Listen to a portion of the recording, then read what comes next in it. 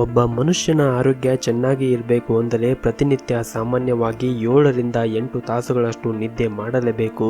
ಆದರೆ ಇಂದಿನ ದಿನಗಳಲ್ಲಿ ಎಲ್ಲರೂ ಒತ್ತಡ ಜೀವನವನ್ನು ನಡೆಸುತ್ತಾ ಇದ್ದಾರೆ. ಸಾಮಾನ್ಯವಾಗಿ ಕೆಲಸದ ಒತ್ತಡ, ಮಾನಸಿಕ ನೆಮ್ಮದಿ ಇಲ್ಲದೆ ಇರುವುದರಿಂದ ನಿದ್ರಾಹೀನತೆ ಅತಿಯಾಗಿ ಕಾಡುತ್ತದೆ. ನಿದ್ರೆ ಸರಿಯಾಗಿ ಆಗದಿದ್ದರೆ ದೇಹ ದಣಿದು ಅನಾರೋಗ್ಯ ಸಮಸ್ಯೆಗಳಿಗೆ ಈಡಾಗಬೇಕಾಗುತ್ತದೆ. ಹೀಗಾಗಿ ಸಂತಸದ ಜೀವನಕ್ಕಾಗಿ ಸುಖಕರ ನಿದ್ರೆ ಮಾಡುವುದು ಅವಶ್ಯಕ. ಇಂದಿನ ಈ ವಿಡಿಯೋದಲ್ಲಿ ಕೆಲವೊಂದಿಷ್ಟು ಟಿಪ್ಸ್ ಗಳನ್ನು ಕೊಡುತ್ತೇವೆ. ಅದನ್ನು ಪಾಲಿಸಿದರೆ ನಿಮಗೆ ಚೆನ್ನಾಗಿ ನಿದ್ರೆ ಬರುತ್ತದೆ. ಆ ಟಿಪ್ಸ್ ಗಳು ಯಾವುದೆಂದು ತಿಳಿದುಕೊಳ್ಳುವ ಮುಂಚೆ ಈ ವಿಡಿಯೋನ ಲೈಕ್ ಮಾಡಿ ಹಾಗೂ ನೀವೇನು ನಮ್ಮ ಚಾನೆಲ್ ಅನ್ನು ಸಬ್ಸ್ಕ್ರೈಬ್ ಮಾಡ್ಕೊಂಡಿಲ್ಲ ಅಂದ್ರೆ ವಿಡಿಯೋ ಕೆಳಗಡೆ ಕಾಣ್ತಾ ಇರುವ ರೆಡ್ ಕಲರ್ ಸಬ್ಸ್ಕ್ರೈಬ್ ಬಟನ್ ಮೇಲೆ ಕ್ಲಿಕ್ ಮಾಡಿ ಹಾಗೂ ನಮ್ಮ ಎಲ್ಲಾ ವಿಡಿಯೋ ಅಪ್ಡೇಟ್ಸ್ ಗಳನ್ನು ಪಡೆಯಲು ಬೆಲ್ ಐಕಾನ್ ಮೇಲೆ ಕ್ಲಿಕ್ ಮಾಡಿ. ಕ್ರಮಬದ್ಧವಾಗಿ ಜೀವನ ಶೈಲಿಯನ್ನು ನಡೆಸಿ. ಪ್ರತಿನಿತ್ಯ ಒಂದೇ ಸಮಯಕ್ಕೆ ಸರಿಯಾಗಿ ಮಲಗಿ ಮತ್ತು ಏಳುವುದನ್ನು ರೂಢಿಸಿಕೊಳ್ಳಿ. ರಜೆ ಇದ್ದಾಗ ಲೇಟಾಗಿ ಮಲಗುವುದು, ಲೇಟಾಗಿ ಏಳುವುದನ್ನು ಮಾಡಬೇಡಿ ಮತ್ತು ಮಧ್ಯಾಹ್ನ ಮಲಗಿಕೊಳ್ಳಬೇಡಿ. ಹೌದು, ಮಧ್ಯಾಹ್ನ ಮಲಗಿಕೊಳ್ಳುವುದರಿಂದ ರಾತ್ರಿ ನಿದ್ರೆ ಸರಿಯಾಗಿ ಬರುವುದಿಲ್ಲ. ಇದಕ್ಕೆ ಸೂಕ್ತ ಪರಿಹಾರವೇನೆಂದರೆ ಮಧ್ಯಾಹ್ನದ ವೇಳೆ ಯಾವುದಾದರೂ ಒಂದು ಹವ್ಯಾಸವನ್ನು ತಮ್ಮನ್ನು ತಾವು ತೊಡಗಿಸಿಕೊಳ್ಳಬೇಕು. ಮಧ್ಯಾಹ್ನದ ವೇಳೆ ಮಲಗುವುದರಿಂದ ದೇಹದಲ್ಲಿ ಶಕ್ತಿ ಬಿಡುಗಡೆ ಕುಂಠಿತವಾಗುವುದರಿಂದ ಆಲಸ್ಯ ಹೆಚ್ಚಾಗುತ್ತದೆ ಮತ್ತು ನಮ್ಮ ಜೀರ್ಣಕ್ರಿಯೆ ಸರಿಯಾಗಿ ನಡೆಯದೇ ಇದ್ರೂ ಕೂಡ ನಿದ್ರೆ ಬರುವುದು ಕಷ್ಟ.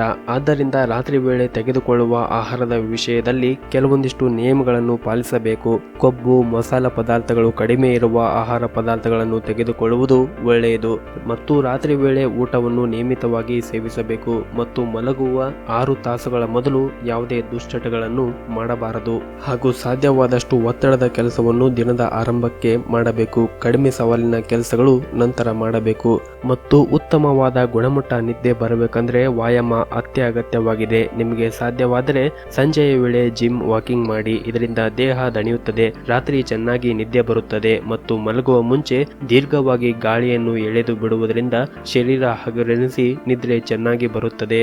ಮತ್ತು ನೀವು ಮಲಗುವ ರೂಮಿನಲ್ಲಿ ವಾಲ್ ಕ್ಲಾಕ್ ಇರುವುದರಿಂದ ತೊಂದರೆ ಆಗುತ್ತದೆ ಎಂದು ಕೆಲವರು ಹೇಳುತ್ತಾರೆ. ಆಗಾಗ ಗಡಿಯಾರದ ಕಡೆ ನೋಡಬೇಕು ಎನಿಸುತ್ತದೆ. ಹೀಗೆ ನೋಡುವುದರಿಂದ ನಿದ್ರೆಗೆ ಭಂಗ ಬರುತ್ತದೆ. ಇಂತಹ ಸಂಶಯಗಳು ಮನಸ್ಸಿನಲ್ಲಿ ಇದ್ದರೆ ಗಡಿಯಾರವನ್ನು ಎದುರಿಗೆ ಇಡುವ ಬದಲು ಅದರ ಶಬ್ದ ಕೇಳಿದ ಹಾಗೆ ಅದನ್ನು ದೂರ ಇಡಬೇಕು ಮತ್ತು ರಾತ್ರಿ ಮಲಗುವ ಮುಂಚೆ 1 ಗ್ಲಾಸ್ ಬಿಸಿ ಹಾಲು ಸೇವನೆ ಮಾಡಿ ಮಲಗಿ. ಇದರಿಂದ ಅತಿ ಬೇಗನೆ ನಿದ್ರೆ ಬರುತ್ತದೆ ಮತ್ತು ಈ ಹಾಲಿನಲ್ಲಿರುವ ಕ್ಯಾಲ್ಸಿಯಂ ಮೆದುಳಿನಲ್ಲಿ ಮೆಲ್ಟೋನಿನ್ ಎಂಬ ಹಾರ್ಮೋನ್ ಉತ್ಪಾದನೆ ಹೆಚ್ಚಿಸುವ ಮೂಲಕ ಗಾಢ ನಿದ್ದೆಗೆ ಪ್ರೇರೇಪಿಸುತ್ತದೆ. ಮತ್ತು ರಾತ್ರಿ ಊಟ ಮಾಡಿ 1 ತಾಸು ನಂತರ 1 ಬಾಳೆಹಣ್ಣು ಸೇವನೆ ಮಾಡುವುದು ಉತ್ತಮ. ಇದರಿಂದ ನಮ್ಮ ದೇಹಕ್ಕೆ ಆಯಾಸ ಮತ್ತು ಒತ್ತಡ ಕಡಿಮೆಯಾಗಿ ಒಳ್ಳೆಯ ನಿದ್ರೆ ಬರುತ್ತದೆ.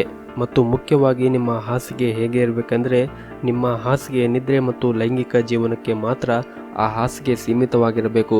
ಹೌದು, ಯಾಕೆಂದರೆ ಅನೇಕ ಜನರು ಹಾಸಿಗೆಯ ಮೇಲೆ ತಮ್ಮ ಲ್ಯಾಪ್ಟಾಪ್ ಇಟ್ಟುಕೊಂಡು ಕೆಲಸ ಮಾಡುತ್ತಾರೆ ಮತ್ತು ಅಲ್ಲೇ ಊಟ ಮಾಡುವುದು ಮತ್ತು ಪ್ರತಿಯೊಂದು ಕೆಲಸವನ್ನು ಅಲ್ಲೇ ಮಾಡುತ್ತಾ ಇರುತ್ತಾರೆ. ಆದರೆ ಈ ರೀತಿಯ ಅಭ್ಯಾಸ ನಿಮ್ಮ ನಿದ್ದೆ ಹಾಳುಗೆಡುತ್ತದೆ. ಎಲ್ಲ ಕೆಲಸವನ್ನು ಹಾಸಿಗೆ ಮೇಲೆ ನಡೆಸಿದರೆ ನಿದ್ದೆಗೆ ಹೋಗುವ ಹೊತ್ತಿಗೆ ಆ ಹಾಸಿಗೆ ನಿಮಗೆ ಬೇಸರ ತರಿಸಬಹುದು. ಹೀಗಾಗಿ ನಿದ್ದೆ ಮತ್ತು ಲೈಂಗಿಕ ಜೀವನಕ್ಕಾಗಿ ಮಾತ್ರ ಹಾಸಿಗೆ ಸೀಮಿತವಾಗಿರಬೇಕು.